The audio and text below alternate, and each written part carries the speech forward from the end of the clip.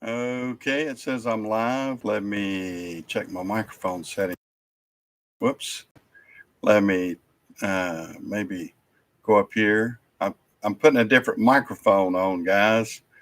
I was hearing some popping and cracking on my other. Let me see what I've got. Sound preferences. I got to go into my input. Let's see. Look, there's the one I want. Let's switch microphones here and see if we can get a little bit better microphone. Hey, Greg. Hey, Ponka. Um, I'm doing things a little bit different this morning. Let me know. I'm switched to one of my studio microphones. I was getting some interference. No popping on your end. Is the audio sounding good? I'm trying to make sure that the audio and the video and everything looks good. Good video and audio. That's good. That's good. I hope so. Let me move the microphone over here a little bit closer to me. Excuse me. If you hear me a little bit of interference there, I'm going to try to minimize that if I can. I'm hoping that, like I said, that everything sounds good. This is the microphone I'm using this morning is one I actually use. Hey, Matt, hadn't seen you in a while. Sounds good. That's good. Yeah, we just put another Detroit on the road, Matt, that we overhauled. We're having I'm going through and trying to overhaul some of these 60 series that we've got. And we put another one on the road this week. It seems to be pretty good. We put a new, let's see, what all did we put on that? We put a new crank, new liners, heads, turbo, what else? Injectors. Yeah, everything in it. We pretty well cleaned it up and did it right. Yeah, we're trying to get a few of those. I'm not going to be able to use them long, though. Unfortunately, they're making us at FedEx have all the new technology trucks, and I'll be stuck repairing DD15s and such.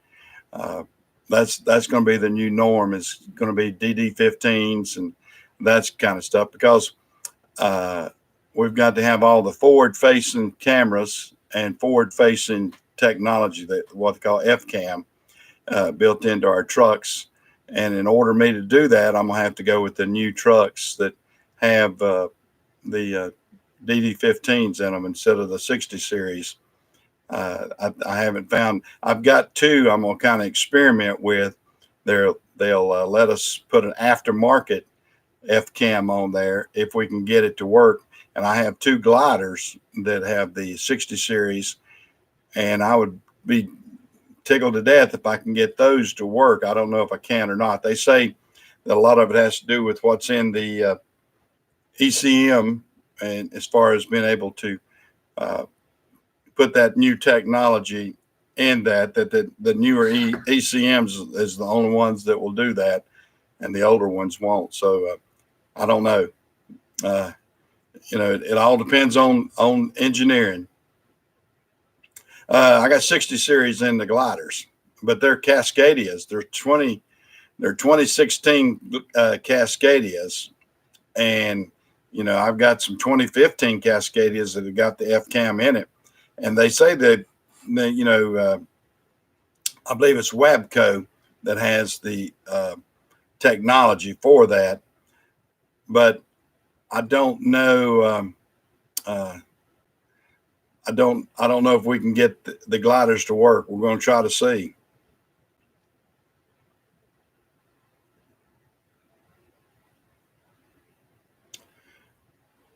Well, it's not so much the return on investment, Greg, as it is. It's going to be a requirement. I mean, they're basically they have put it in our contract by 2024. All of our units, every single one that we have, has got to have that forward collision in it, along with the cameras. Of course, we've had the cameras and everything for a good while. Unusual. See, I found there was a company out of Iowa that was making the Cascadias. They were the only ones, and I found those a couple of years ago. Been great trucks. Been great trucks. I loved them, and the guys that drive them love them. Can't complain a bit about those gliders. They've been very reliable and everything too. I mean, you can't beat a 60 series engine. Yeah, yeah. It was highly unusual. It was a company. I want to say is out of Iowa, because I had to have it shipped all the way from Iowa to North Carolina to get those Cascadias. And West Carolina, the dealer up here in Hickory, they found them for me, and I said, well, I'll take them. And I got those two, like I said, bought them new back in 2016, and they've done extremely well for us.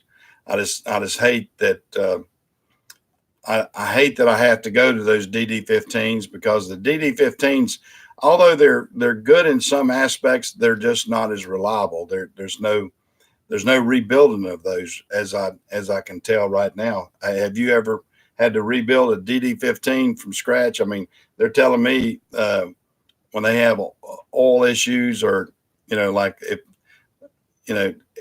you lose it's not like the old ones. If you lose the block on that, it's gone, is what I'm told. Or if you spin a bearing or whatever. Have you had any other issues, or have y'all been able to rebuild any DD15s, Matt? I mean, I haven't heard of any out here. Every time I hear one, I mean, I've seen some deals.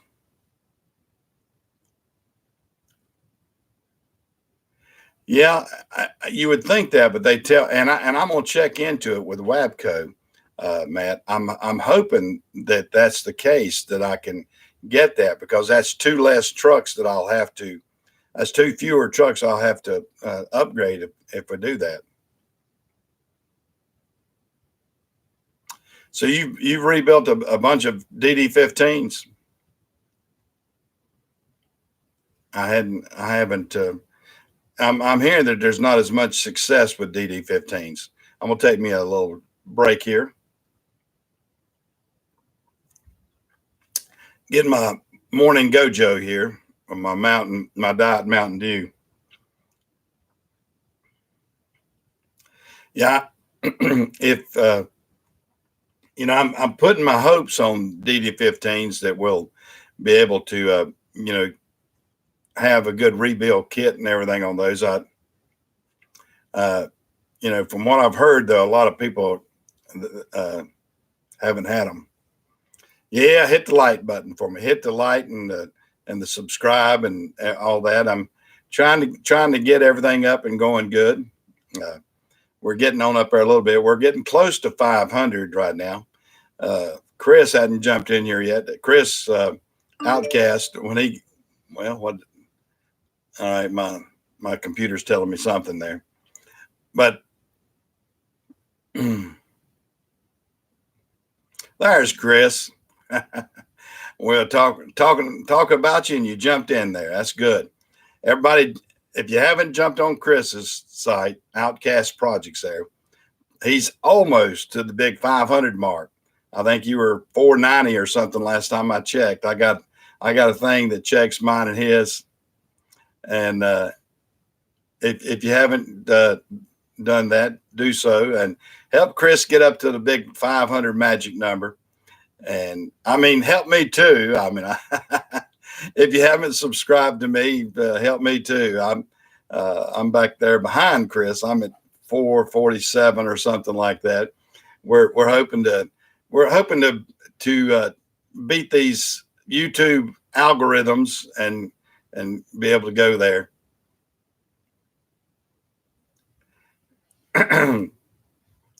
Yeah, Chris and I are running neck and neck. Chris and I were exactly right about the same a week or so ago, and then mine just flattened out. It's like I was in a hospital bed and I got a flat line. Mine flattened out, and Chris has kept on going, and he's almost made it to 500. I think like I said, he's just a few away from 500. Hope he makes it this week sometime, and helps everybody out. It's good over here in this YouTube community to help each other and try to help grow channels. And it's amazing what it does. I mean, you'll see these channels take off, and you don't understand why. And I've tried to study it and read a lot of different things, and it has a lot to do with their algorithm and that sort of stuff.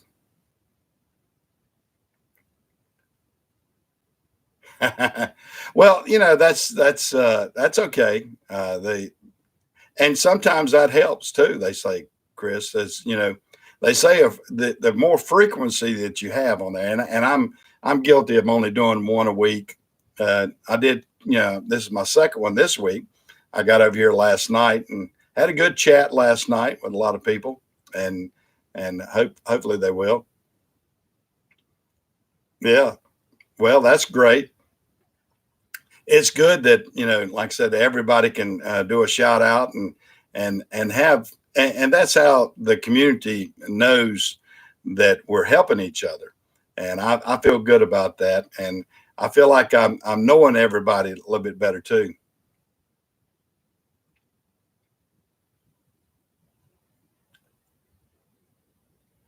Yeah, I know you've got to watch all that, and we're not deleting anything. I feel like, uh, you know, there's a purpose for that fuel, that DDF, or DEF, not DDF, DEF.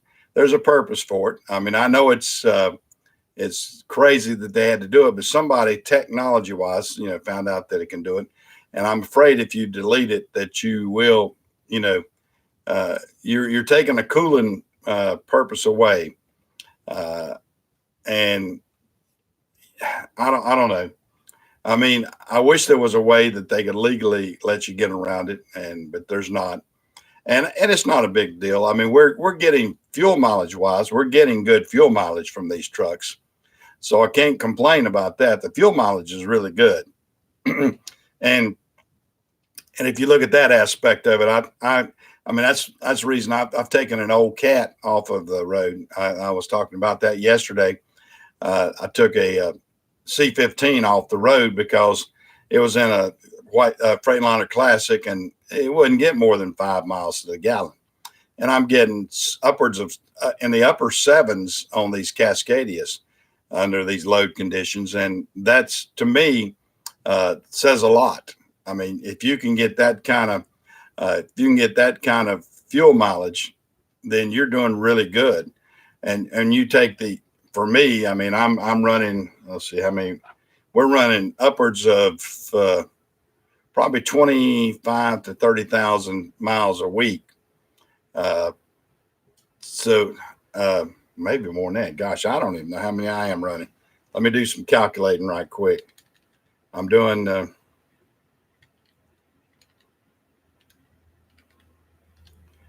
No, good gosh, I'm doing. I'm doing closer to 50,000 miles a week. I didn't know. I had to think about that for myself. We do upwards of 40 to 50,000 miles a week. And when you're doing that, and 2 miles to the gallon is a huge amount, when you figure things. So I've got to, uh, you know, go with what I can. And I like new technology. I'm always thankful that new things have been brought about to help me.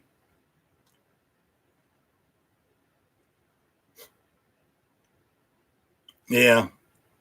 Well, fuel prices are hopefully, if the nation is doing good in the fuel production, hopefully we'll be able to combat that. The government's looking good, the economy's looking good in those sort of aspects.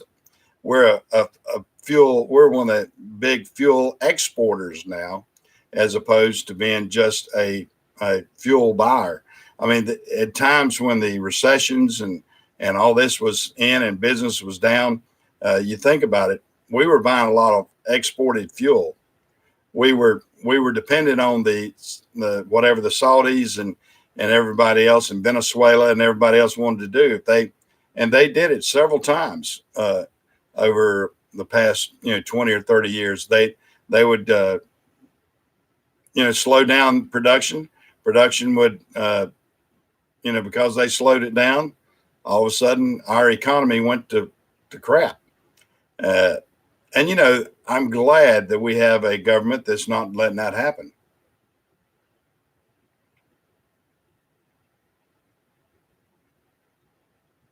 Yeah, the pickup tubes, we're doing that, and the pickup and injector cups. Yeah, we're doing that. Uh, we're seeing that, Matt, and uh, we've got the ones we bought some used ones, and they've got warranty up to 600,000. So we're in pretty good shape on that.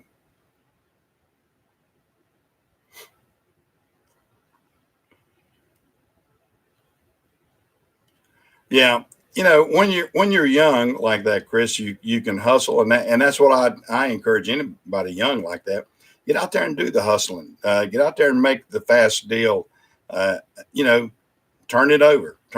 Keep jump in there and turn it over and see what you can make right quick, uh, and keep your money rolling. Just be careful on your investments, on your equipment and everything.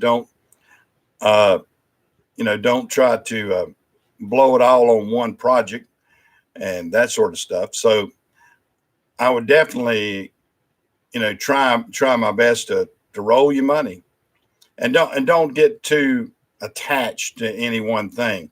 In other words, if you get a piece of equipment and you say, "Oh man, I love that," don't fall in love with equipment. I've got a good friend of mine. He falls in love with every piece of equipment he ever has, and he won't sell anything. He accumulates, but he doesn't sell. He can make a ton of money. Yeah, yeah, I know. Gosh, I hate to think what and cows. It's I haven't been in the cattle market since I was young, so I don't even know what it's all about.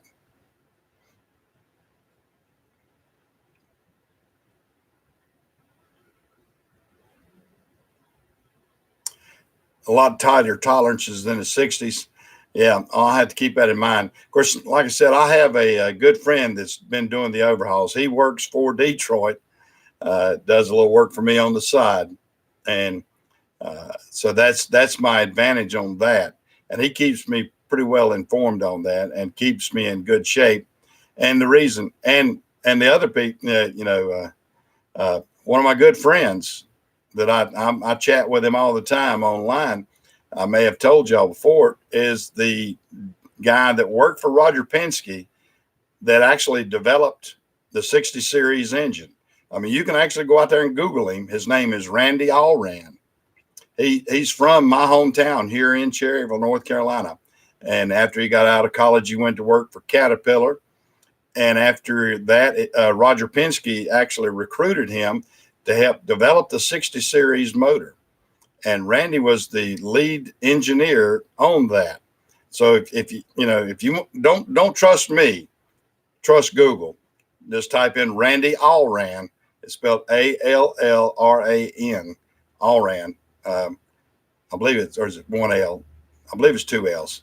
But anyway, Randy Allran. Type his name in, and it'll come up Detroit Diesel about him. And he was the lead engineer developing that, and he's a friend that I know, and he's a little bit older than me. He's retired. He retired from Penske about probably, I want to say eight or 10 years ago. But he's a real smart engineer, real smart, and I'm just glad that I know him, and he's a great guy.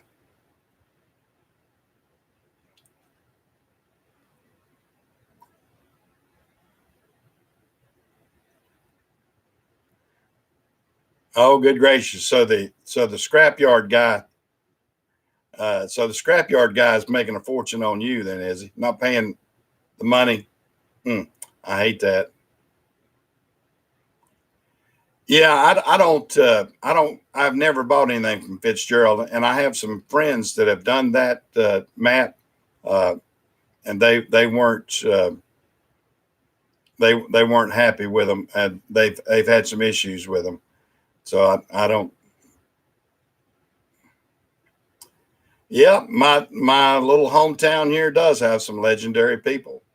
Uh, if you We got one guy that was he's also a friend of mine that's has been on the Tonight Show twice. His name's uh, Chainsaw Ted's his nickname. His real name's Brian Williams. He's been on the Tonight Show twice or maybe three times. He was on there with Johnny Carson and once or twice with Jay Leno. He does chainsaw imitations, and plus Choo Choo Justice, uh, who made it into the top. I think what is it, the top 250 college players that the NCAA just put out. He also is, his family's right here in Cherryville.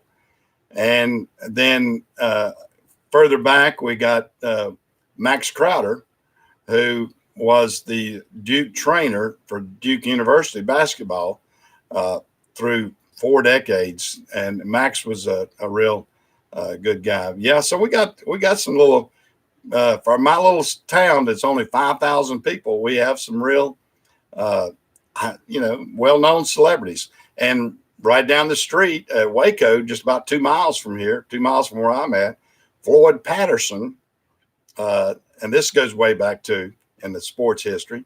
Floyd Patterson, the heavyweight champion of the world, that got beat by Cassius Clay uh, before he was Muhammad Ali. Uh, was born and raised just a couple of miles from here. So that's where I don't know what in the heck this is. Well, I got some sort of junk in here. Yeah, appreciate that, JC. Get knock out. I don't know what I got. Everybody's once you start getting a few people in, then you get these junk people in too.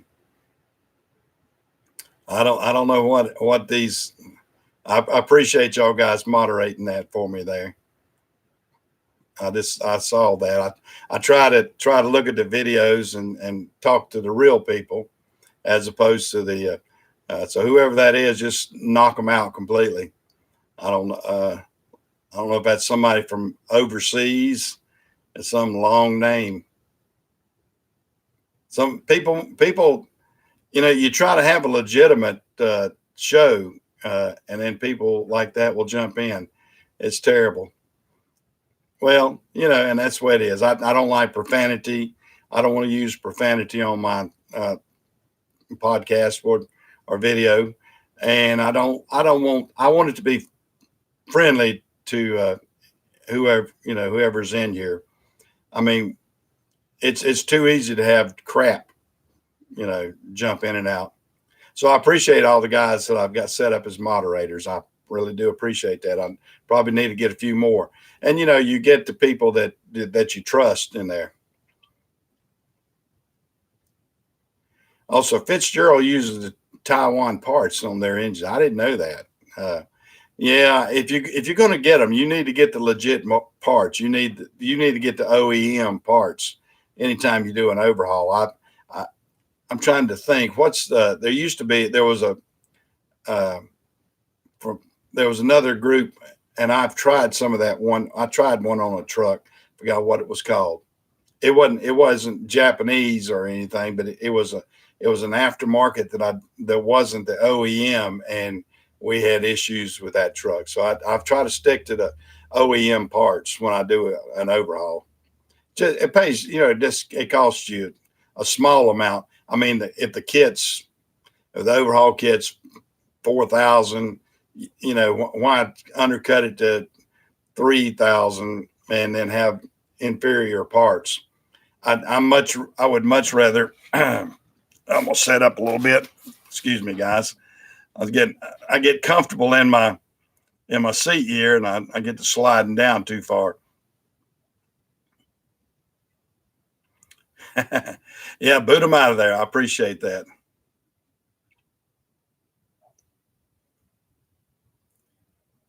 Yeah. Yeah. Well, I try to, like I said, you know,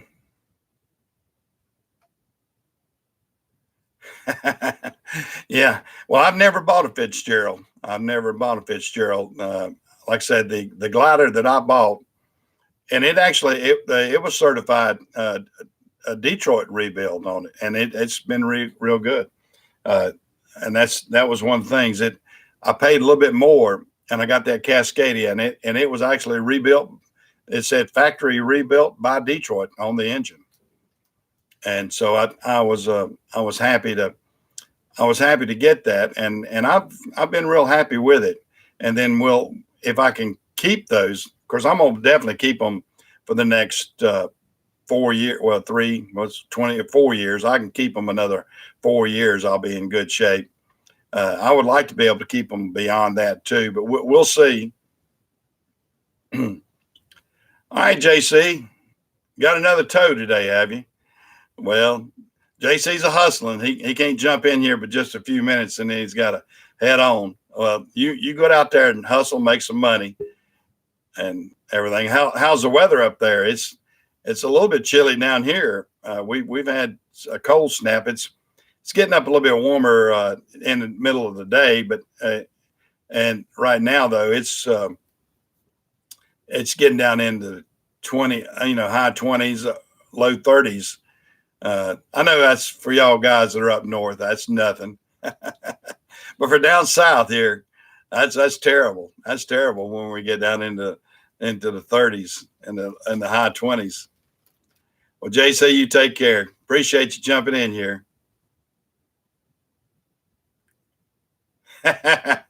Well, I hope nobody's considered a slacker. Hey, Nova, how are you doing? 33 in Syracuse, is it?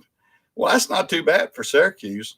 Yeah, I was noticing the weather, excuse me, that it was sort of the East Coast is about the same temperature all the way up. It's just sort of the Midwest. I think Chris is probably getting more bad weather than we are. I don't know. Oh, you had another calf yesterday? Wow. So they're dropping, are they? You got light snow up there, Nova. Okay. Uh, well, we haven't had we haven't had the first snowflake down here yet. It's been pretty nice actually. A couple of weeks ago, you would think it was springtime down here. It was really nice. You don't even put a coat on till it's 30 degrees. Or you said 30%. 30% of what? Uh, uh, 30 degrees or 30%. Yeah. I had to give you a hard time there, Ponka. uh,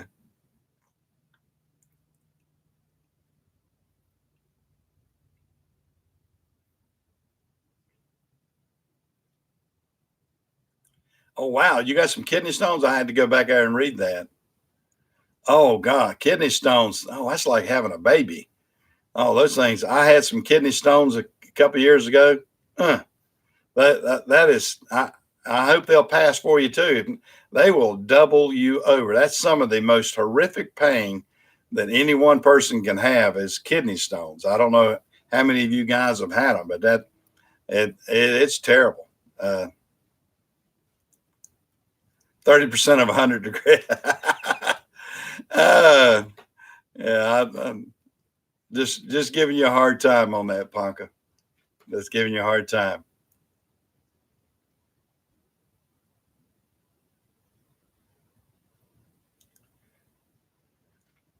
Well, that's if you can raise those calves. If that's three, if you can raise them up to selling size, then you can get. Um, so what can you get if the prices get back up there where they should be? That's about $3,000 right there, isn't it? Three, maybe four. Yeah, I would hope that the price would get up there so you can make a good profit and everything. Yeah, we're going to have to come out and see the plantation on our way out west in a couple of months. So you'll have to uh, clean out the camper so I have a place to stay. No, just kidding, just kidding. We'll probably stop and stay somewhere close out there near Dodge City or somewhere. We're going to try. I'm trying to map out my journey right now. My wife wants to go into Memphis. She wants to do all the tourist things in Memphis on our trip out. She's never been to Memphis, so we're going to go out there and see all the Elvis stuff. I told her, I said, don't don't be disappointed when you see that. But we're going to go out there, but and see the historical parts of that. When you see and I know Matt living out there near that knows what I'm talking about. When I was a kid, I used to think, well, gosh, it was out on a big plantation and it was up on a hill and all nice and everything. It's right there on a busy road. It's not on the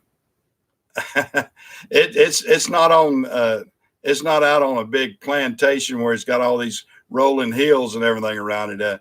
It probably used to be years ago before they built up around it, but right now, I think it's a rude awakening to see where Graceland is. It's not even on the best part of town, I don't think.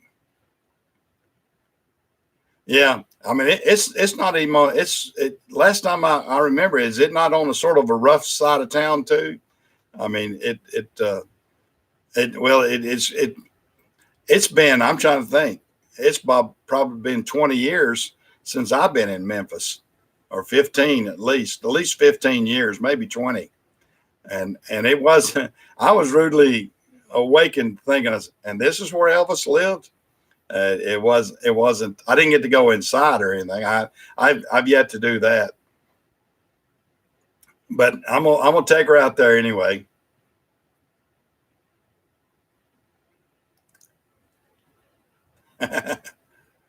Yeah, and the Bill Street's pretty interesting. Yeah, and of course, and I think it's Memphis has gone up and down in their areas. What's good and what's artistic and everything else. I mean, some areas can get rough. I know the first time I ever went to Memphis, and this has been a while back. I'll tell you how far back it was because I was driving a cab over. I was driving a cab over truck, and that'll give you an idea. It was probably in the late '80s, early '90s, and I didn't know where the terminal was, and it was RPS's terminal at the time. And uh, I pulled into an intersection. This is before cell phones were big and all this sort of stuff. I had a cell phone. I had one of them big bag cell phones, but no GPS or anything else. And I stopped at a service station, and immediately this brother jumped up on the side of my truck. He said, "What you looking for?" I said, "No, I'm trying to find the RPS terminal." And he said, "Oh, I know where it's at." I said, "Well, would you mind telling me where it is?" And he says, $5. I go, "Mister, I don't carry any cash on me." He said, "I don't know where it's at." I said, "Okay, see ya." You know. Uh, oh, you and Elvis are born on the same day, different years, huh? Yeah, you'd be an old man if you was born in the same. And because Elvis was born in 35 or 36, I believe 35. Yeah, Elvis would be in his 80s. Yeah, it was a good while back. It might have been that was the first time. And I've been there since. But yeah, I think the first time it was probably 30 years ago. The first time I went to Memphis, and then of course I've been there subsequent times after that. Yeah, yeah, yeah, yeah. I'm not a. I don't go to Hooters much, but I think Hooters is actually based. Are they not based out of Memphis? I can't remember. I think they're based somewhere in Tennessee. I know because when Alan Kowicki had them as a sponsor, he actually got killed in an airplane, the Hooters airplane, Him and one of the executives from Hooters were flying into Bristol, Tennessee, and they crashed the plane up there at Bristol. Yeah, I believe it, Chris. Yeah. Uh, yeah. If you're a big fan of the hot wings, go where they're best, I guess. Yeah. You're not a big buns fan then, are you? Blue City Cafe on the corner and walk down to Bill Street. Okay. I'll I'll mark this down, Matt, because Matt, I know you know the good places to eat out there.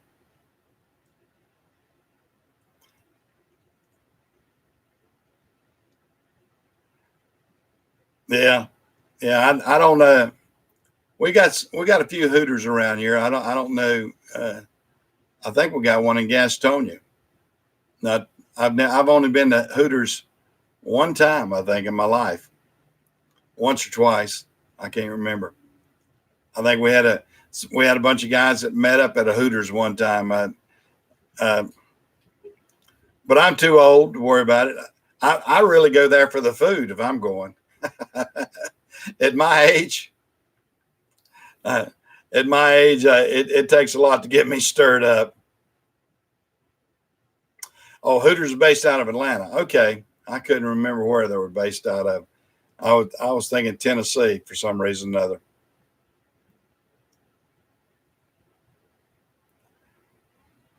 You got a Twin Peaks, yeah, yeah. There's always somebody. Yeah, I always thought that would be a good one for Dolly Parton. Would be a Twin Peaks restaurant or something instead of that. Of course, she came up with that rodeo type setup that she's got. I I don't know how many's ever. I've been out to Dollywood before, and first time I ever went out there and I went through that. I don't know. It's sort of weird to me where they run your food in and run your food out, and they got a rodeo show going on at the same time, and all kind of things like that. Sort of different. Different. It definitely is different. That's for sure. Yeah. So but I like Dollywood. I mean, I thought Dolly's got a pretty good place.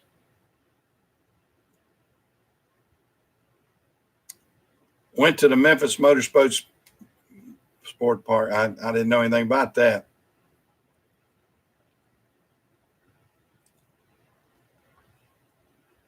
Well, anytime you got a lot of blacktop, it's going to be hot. That's for sure. That's for sure. You're gonna, we of course we got in this area we got the Charlotte Motor Speedway and all that. Yeah, the Stampede. That's do they still have that out in Branson? Dolly Parton Stampede. We're talking about going to Branson. My wife asked me. She said, "What it check it out," and I checked it out, and it looks like Branson is really there's not many attractions out there like it used to be. Of course, a lot of the artists passed on that were Roy Clark used to have a place out there, and I'm trying to think Andy Williams. Of course, Andy Williams passed on. The a lot of different ones have changed. It didn't look like it was as entertaining as it used to be. I don't know. Uh, these attractions go up and down with what they are, and I don't know if I want to go to just so I don't want to go to too many commercialized attractions. I want to kind of go to some of the parks and a few other things. I mean, of course, you're going to have to uh, see them occasionally if you're going to go see them, like with Elvis. If I'm going to go see Elvis's stuff, I'm going to have to go through Elvis's attractions, and I guess it'll be a one-time thing. Do it and get it over with. I guess that's the way I feel sometimes. I know I went to some of the things in Savannah, and my wife. I might take another drink here. I'm losing my voice.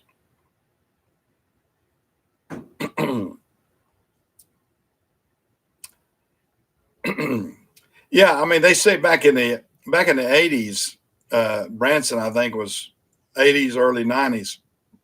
it was a place to go. A lot of attractions, a lot of shows, and Jim Stafford had one out there. Of course, I actually got to see Jim Stafford last year right over here at Shelby at the Don Gibson Theater, and we were, of course, we're talking about things famous just 12 miles from here. That the town of Shelby has a lot of famous musicians, like we were saying, Don Gibson. They got a little theater, real good theater over here, the Don Gibson Theater, and Earl Scruggs Center. Earl Scruggs Earl Scruggs and my dad were the same age, and Earl grew up in the Lily Mill, what they call Lily Mill Village, over there outside of Shelby, just right outside the city limits at the time. I think it may have encompassed it now, but he grew up out there, and then Don Gibson grew up in Shelby too, and both of them went on to be famous musicians out of Shelby, North Carolina, which is pretty cool, And I'm glad they've made some stuff. They actually got a couple of big acts coming in a week or two, I think. T.G. Shepherd and Janie Freaky, and big acts from the 80s, I'll say, 80s and 90s. And a couple others. And then I've got one of my neighbors up here. He's doing real well in the bluegrass, him and his wife. They've actually gotten some bluegrass awards, been on the Grand Ole Opry about 8 or 9 times now. They're Darren and Brooke Aldridge, and they're from Cherryville too. So that's I'm kind of dotting the lines of other things other than my trucking business. But I enjoyed living in this little small town. It's a great town to be from, and so I had to brag on it a little bit every once in a while. And since I'm a member, I'm Cherryville right up here. I'm a member of the Chamber of Commerce, so I need to promote my own little town.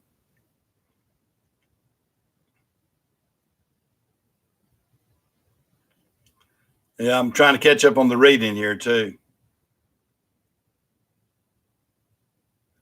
Eureka Springs. Now, where is Eureka Springs at? Comfortable man. I don't know where that's at.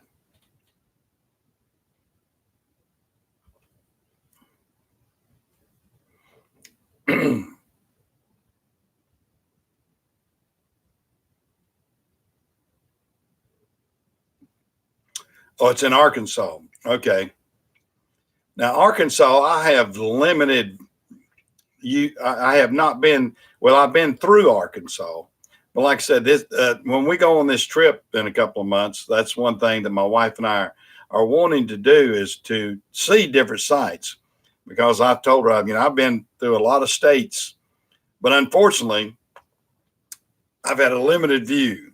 It's I-40 this, I-65 this, I-75 this, I-80, all these different interstates. And you don't get much visual of what's actually going on in the state if you just stay on the interstates. I've had a lot of people say, "Oh yeah, you live so and so and so," and they don't get to absorb what the town or the area is all about if they just rely on interstate. So I'm trying to do something different on this trip. We're going to take several weeks. We're going to go out, and of course, I'm going to go to the Grand Canyon. I've never been to the Grand Canyon, been by it or close by it several times. Never been to the Grand Canyon. So before I leave this earth, I want to see the Grand Canyon. And of course, we're going out to Vegas, and I've never actually been in Vegas either. I've been close to Vegas before. Of course, that's I'm not big on the crowds and everything else, so I don't know how much I'll enjoy that as much as I will the more natural and nature. I guess I'm going to go see more nature than I am attractions, and that's what I'm going to try to do.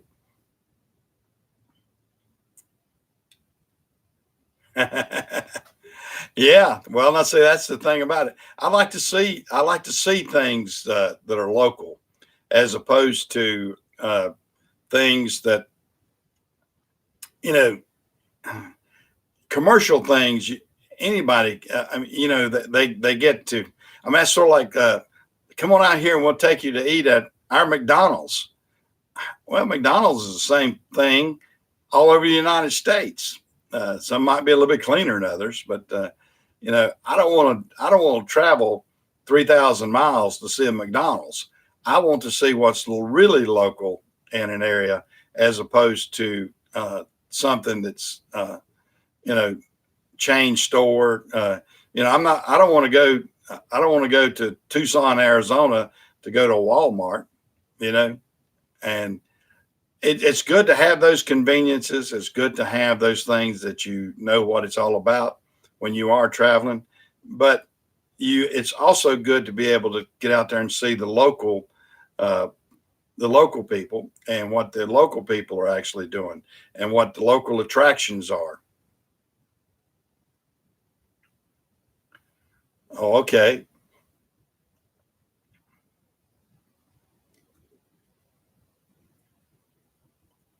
Yeah. Yeah, I would imagine it is. I'm gonna go. I'm gonna try to go to Kansas City on the way out, and we actually, if y'all saw the playoff games the other day, Bobby Bell, who gave the trophy for Kansas City, he actually played in Super Bowl one. Bobby Bell is also a local celebrity over here from our area. He grew up in Shelby, and he learned how to make barbecue North Carolina style. And he has, of course, he has a lot of competition out there in Kansas City. That Kansas City is really known for barbecue, and I wanted to go out there and try a couple of cuisines out there. You might say, couple of places, and I'd like to go see Bobby Bell's barbecue out there while I'm out there. I don't know uh, what it, how good it is or whatever. I met Bobby Bell one time years ago. He's a nice man. He, like I said, he grew up in Shelby, North Carolina, over here, not too far from us. We got we got a couple of good athletes over in this area too. Like I said, Shelby is the home of Bobby Bell. Shelby's also the home of David Thompson. If you're a basketball fan, David Thompson grew up in Shelby, North Carolina. Yeah, they really have, Matt. We got Randy Travis that was down here just a few miles south of us.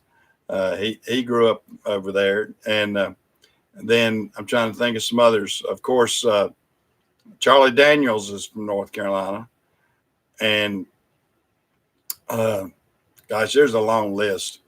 There's a long list, but yeah, there's some good old boys that grew up right around close by over here. I didn't know all of them, of course. All the NASCAR guys, of course. Dale Earnhardt and I were the same age. Uh, Dale Earnhardt grew up not too far from here over at Kannapolis, and of course his son's still over there, Dale Earnhardt Jr. And then you got all that NASCAR stuff that it really dominates a lot of stuff over here. But and then Doug Herbert, that used to be big into drag racing. He was from here in my little hometown of Cherryville. He lived here for a while.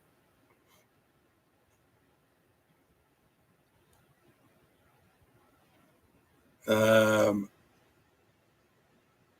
okay, what you and you got a very rare car. Well, you're gonna have to hang on to that thing. GM only built 250 of those. Wow. FleetNet is FleetNet is just a half mile or mile from my house. Yeah, if you know about FleetNet, yeah, that's based. That was a spinoff of Carolina Freight. Actually, my neighbor that is used to be the president of FleetNet, Orrin Summers. Orrin is the one that started FleetNet for Carolina Freight back in the gosh 70s or late 70s, early 80s. He started that, but it was called Carolina Breakdown then. And then it developed into FleetNet later on, and they spun it off from Carolina Freight. And then when ABF bought it all out, of course, it's actually a division of ABF now. Well, good to see you, Junior. Yeah, FleetNet. They use a lot of people. They probably employ a lot. Of course, they have to get away from just Cherryville. They got Lincoln, Shelby, Cherryville, but they do employ a lot of people. My daughter actually worked there for a while too. But it's a big entity in itself. It's like AAA for the big trucks, and they're a big thing. So they got a pretty good. They got a pretty good situation, but yeah, FleetNet is about a mile, probably a mile from my house. They built it actually on some property that was owned by Greer Beam. Greer Beam is the brother of the guy that I bought this, the family that I bought this Napa store from. It used to be a Ford dealership, but Greer, his farm and my father-in-law's farm butt up against each other. We're actually across the road. And so our farm and his farm are, like I said, almost joined. And of course, his farm's way bigger than ours. He had several thousand acres. And they have since then started developing that property out there. And FleetNet's owned one of those pieces of property. They got a Pepsi-Cola plant out there, and they've got FleetNet and Keystone Carbon. And I noticed they're opening up another 95 acres out there, also close to FleetNet. And Gold Medal Homes is out there. Just they built that into an industrial park in the past 25 years. But yeah, that's down there. I'll give you a little short story. I was having a hard time early in the morning one time trying to get a hold of FleetNet, and they put me on hold, and I kept hearing the background music and all that sort of stuff. And when they came back to me, I really gave them a little hard time. I said, do you realize I could have literally walked to your location, knocked on the door, and got somebody to answer me quicker than you answered me on the telephone. So I was ticked. at them. And then of course, after that, they kind of got a little bit better with me. But, you know, it is what it is when you get into these situations. I'll tell it how it is and tell, you know, they've got a good thing if they do it right, but sometimes they don't. But I actually live close to FleetNet. They are literally about maybe a mile and a half from me at the most. But the way the crow flies, they're right through the woods. But I mean, the way the roads are, I'd have to drive, probably take me a mile to get over there. But I could walk. If I got out and walked, I could walk straight through the woods and be at their back door in 30 or 40 minutes probably. I guess if I didn't run out of breath, I might. I wouldn't be too happy when I got out there, that's for sure. But you know, that's the way it is. But you know, things are pretty good though. I can't complain. We use FleetNet sparingly. We try to. I mean, if I've got breakdowns, of course, I have to use them through FedEx if it's something with their trailers.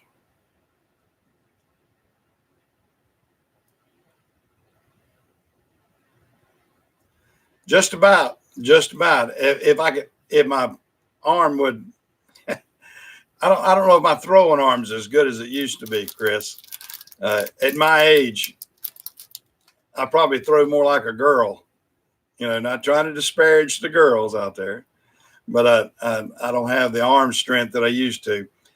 When you get older, that's the one bad thing. You start losing your upper body strength, and I've lost a considerable amount from what I was as a young man.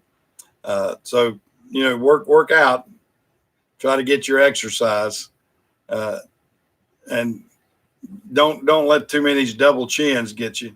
I've got to. That's one thing I'm gonna try to do this year is lose a little bit of weight. My wife says you need to lose some weight, so hopefully y'all will see less of me as far as weight. I'm gonna try to drop a few pounds if I can. I'm gonna have to drop a few. Well, guys, I'm gonna actually get out of here too. I see everybody's got things to do. I've enjoyed talking to everybody this morning. Catch me next week. I might try to get on here a few times more if I can, if I get a chance. Enjoy my Sunday morning chats. So y'all take care, and I'll see you next week.